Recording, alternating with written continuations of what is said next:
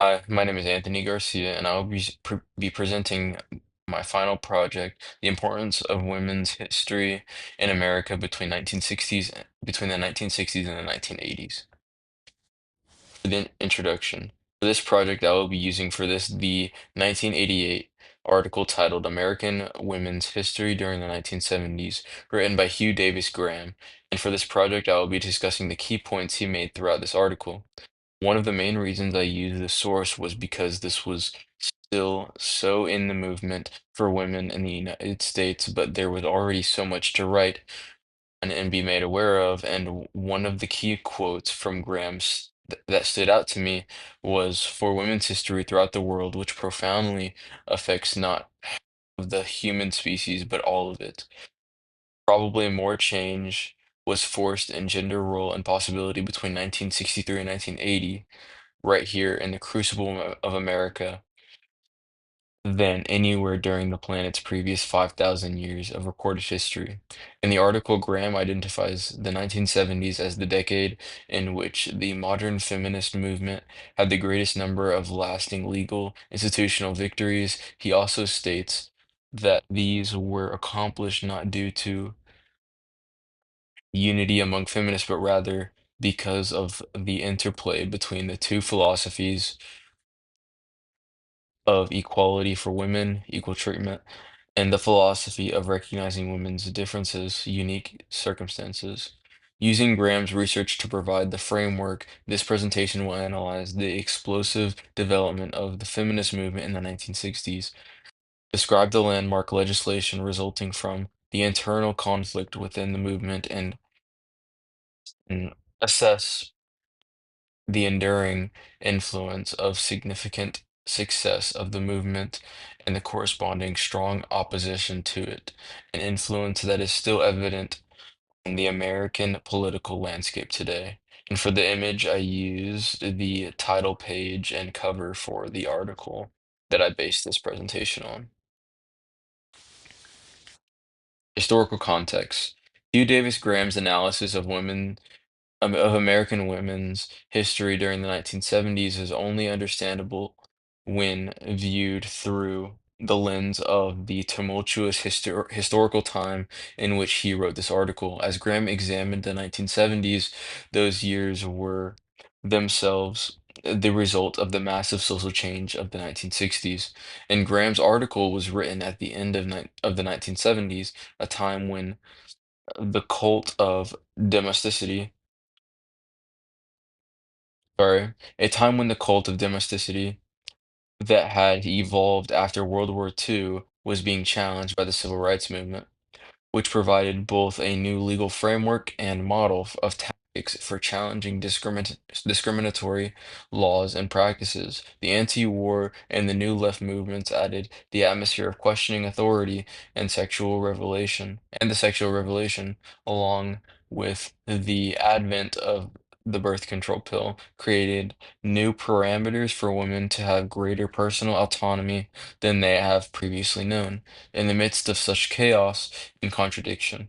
The modern feminist movement was born, and Graham's study was one of the earliest attempts to analyze and define the rapidly evolving and sometimes chaotic laws and politics-based feminist law and politics-based feminist revolution that occurred throughout the 1970s while the dust of the decade was still settling. And for this picture, I just have some peaceful protests from women fighting for their rights. The political Big Bang of the 1960s. The women's movement as we know it today was not created out of thin air in the 1970s. Rather, it had been set on fire through a series of both political and cultural events leading up to the 1970s. According to the historian Hugh Davis Graham, there were three main causes for for the movement's explosion into action in the decade of the 1970s. The first cause was Betty Friedan's 1963 publication of The Feminine Mystique, which voiced a common frustration experienced by the many educated middle class women who were being confined to the home. The second and arguably most important cause was when the term sex was included in Title 7 of the 1964 Civil Rights Act, reportedly as the behest of a conservative opponent who wanted to defeat the legislation.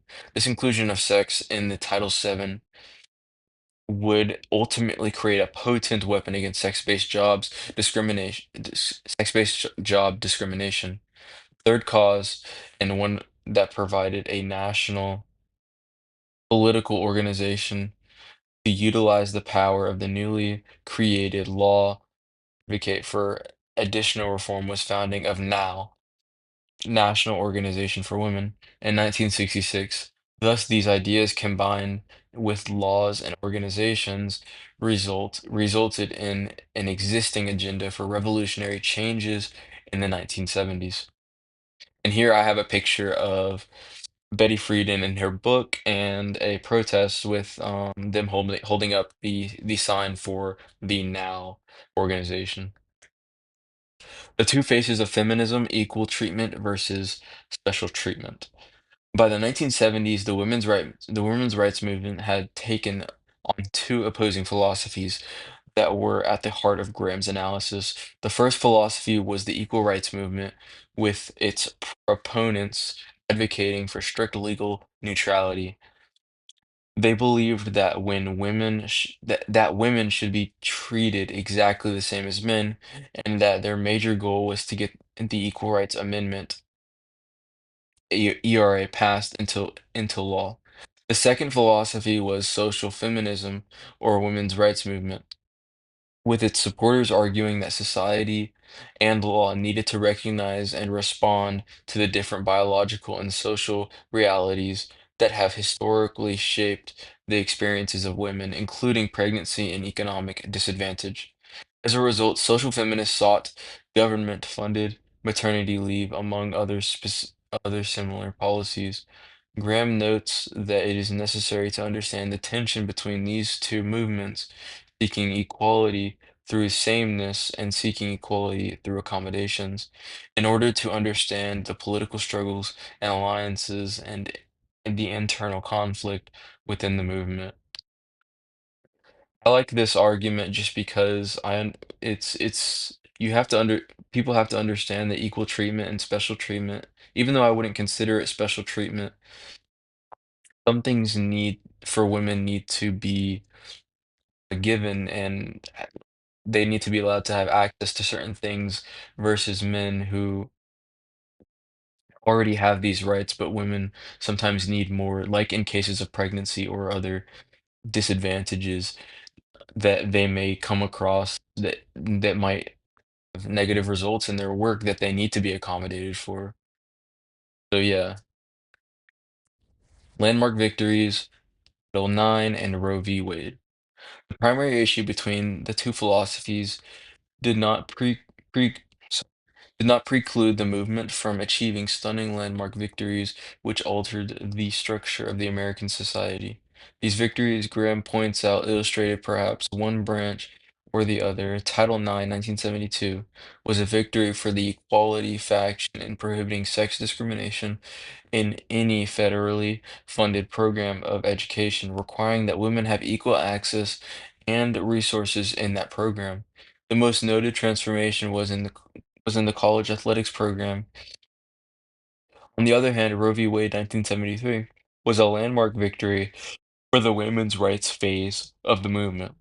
Its justification was founded upon the woman's distinctive right to privacy and her bodily right of self-determination, recognizing legally and clearly that special instance of pregnancy together. Graham indicates their importance to the movement lies in the illustration the relative strength of both approaches, one of equality in one of equality in society, the other of protection of fundamental rights growing out the women's own particular biological patterns. And here I just have some I wanted to include an older picture fighting for Roe v. Wade and abortion rights, and I wanted to include a new one just to show this this problem has kind of evolved and it's still going on because it was a problem back then, but it has also continued to be one throughout generations. And as much of a problem as it was when it was first brought up, it is still one now that is still being fought for. The central paradox, the ERA versus pregnancy discrimination. A long-standing philosophical divide among the two branches of feminism resulted in an overarching paradox which ultimately prevented the ERA, Equal Rights Act, from being ratified.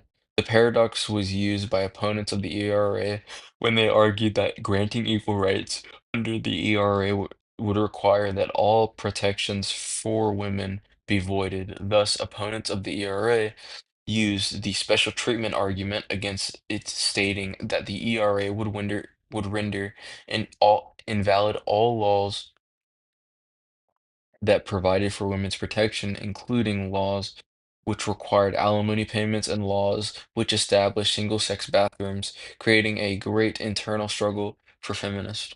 The U.S. Supreme Court then directly addressed the same issue in Godolgig versus ILO, 1974, by holding that the exclusion of pregnancy from a disability insurance plan did not constitute discrimination based on sex.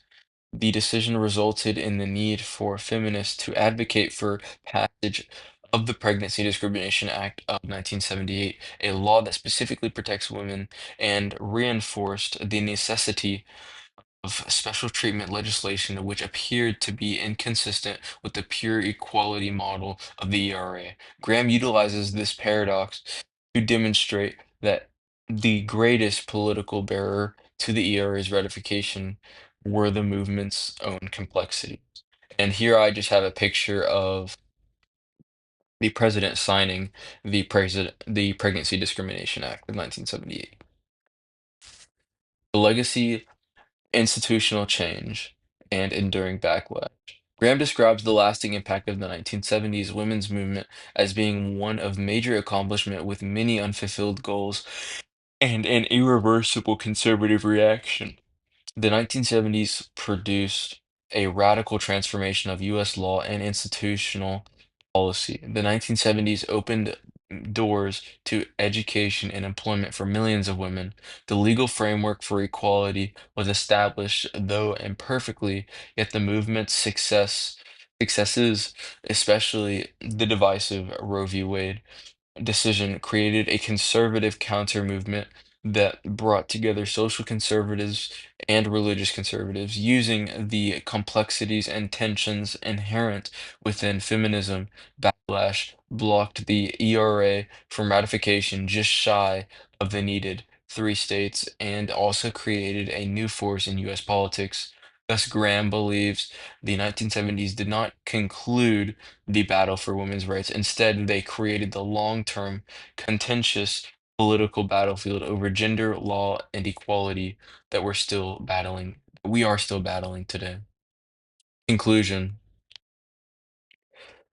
In conclusion, Hugh Davis Graham's historical analysis demonstrates that the 1970s was far more than just a part of women's history. It was the formative time frame that laid down the modern structure of the ongoing fight of gender equality, utilizing both the successful methods of equal treatment and the equally successful method of providing women with special rights. The women's movement was able to create a radical transformation of American law and the American institutions from the educational system through the workplace. Graham also points out the inherent complexities of these achievements in the women's movement created internal philosophical conflicts and provoked a significant and well-organized backlash against the gains made by women in the 1970s. Therefore, the long-term legacy of the 1970s will be this dual reality, the creation of an undeniable framework for achieving equality that will permanently impact the lives of American women, and a never-ending, highly politicized battle between those who will define the parameters of that equality and those who will seek to limit it. And for references, I have the article that I used for this whole project. So yes, I hope you enjoyed, and I hope this is done well. And I just really like this article because I think it was ahead of its time and how well it portrayed the movement of women's rights, especially with how much of a significance the 70s had to the entire movement throughout women's history, as how important the 70s were and how much change came out of it. So I hope you enjoy this and thank you very much.